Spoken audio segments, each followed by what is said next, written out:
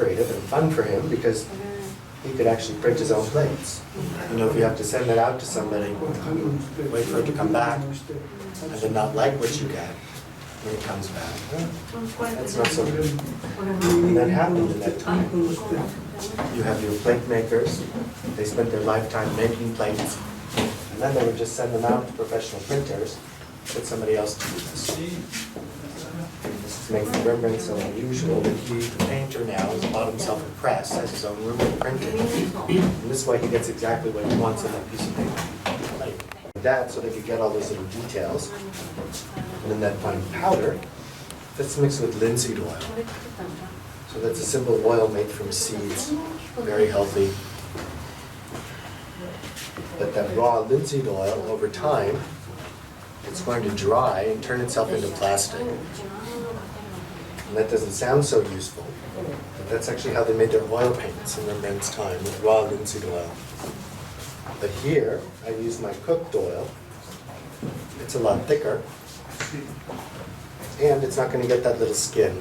It's not going to be drying out. So I can print with this the whole day. It doesn't go bad. And even more important, it's not going to be drying up on my plate. Get our image this way. Smearing up that whole surface, covering everything nice and generously. All that ink. Make sure I'm getting all my image, not missing anything. My plate's also in a warmer. Nice little trick to let that ink sink into the grooves. And they did that in Rembrandt's time, just with a simpler kind of barbecue type system.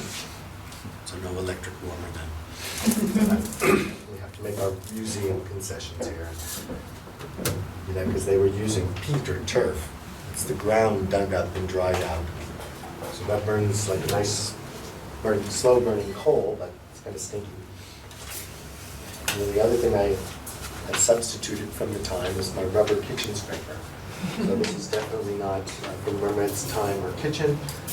They have a good excuse, and that's because a leather tamper like these, in Rembrandt's time, the leather being used is actually from the skin of a dog. There's my oil there. But the linen fibers are really long, so a lot longer than the cotton. And they're not going to go into the grooves, they're going to be just sliding around on that surface. And as I move over the surface this way, that open weave here, I'm using that to catch all that surfacing. With that liquid out for cheese making. But here,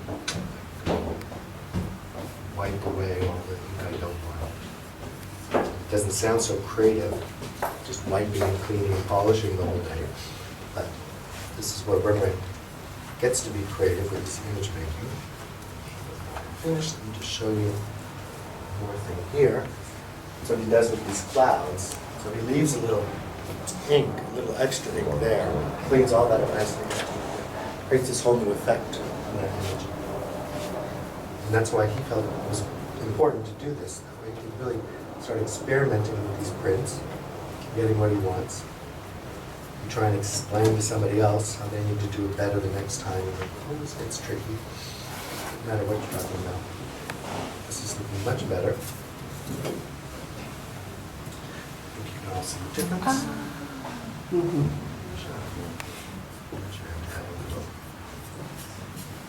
can see you get dirty in this process. So again, the black clothes. This is what makes it so personal. You can see if somebody else is trying to do all of this, or you're trying to tell somebody else how to do all of this better. It's going to get a little tricky. You can do it yourself. Remember, everything, we call this the blanket.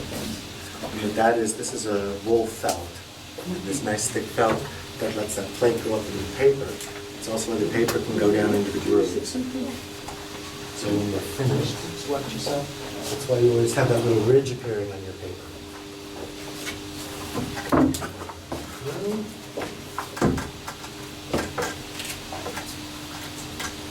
One time groove's enough, which is good for me. See what that does. Do that little impression there. Not bad, huh? You see how it comes out? It's going to be a mirror image of what's on the plate.